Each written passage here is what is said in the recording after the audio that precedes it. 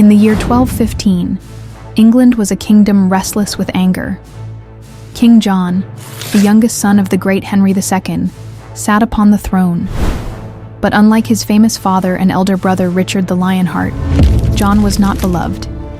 He taxed his barons heavily, seized lands unjustly, and demanded money for wars in France that he lost again and again. The barons of England, weary of broken promises and unfair rule, finally rose against him.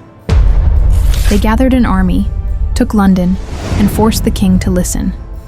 With swords at their sides and banners flying, they demanded that he respect the ancient laws and customs of the land.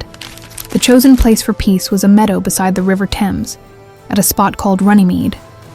On June 15, 1215, King John arrived with his knights and advisors.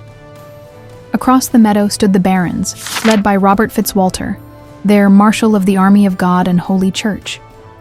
Between them lay a great parchment, written in Latin, containing their demands, the Magna Carta, the Great Charter.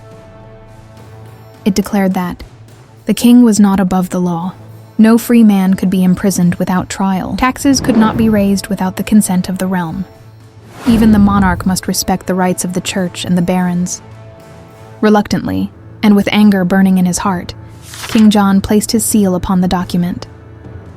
The Great Charter was now law. The barons felt triumph, believing they had won liberty for themselves and their people. The meadow at Runnymede echoed with relief, for this was a turning point.